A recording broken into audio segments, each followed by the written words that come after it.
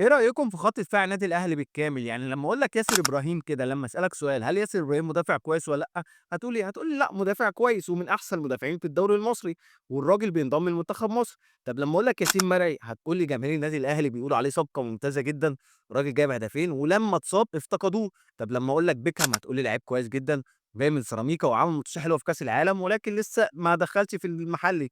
لمّا أقول لك أشرف داري هتقول لي لعيب دولي عالمي كان متألق مع منتخب المغرب. ولكن حتى لمّا بيلعب أساسي بيبقى كويس، ولكن مشكلة الإصابات عنده. طب العِش، كويس، عِش لمّا بينزل بيأدّي اللي عليه وزيادة، والدليل إن هو بيروح منتخب مصر 2. أُمّال بقى إيه المشكلة اللي في دفاع النادي الأهلي اللي كل مباراة يقبل هدف وهدفين؟ أنت كأفراد حلو، ما عنديش مانع، يعني ما فيش حد في الدوري المصري أحسن من دول، يعني أنا مع تحفُّظي على مستوى بعضهم، ولكن في الدوري المصري ما فيش حد فَلْتة عنهم يعني. يبقى الموضوع بقى مش مشكلة أفراد بقى، يعني من أيام ريبيرو وعماد النحاس، لأ دي مشكلة منظومة دفاعية بقى في النادي الأهلي. والغريبة بالنسبة لي إن عماد النحاس أصلًا مدافع،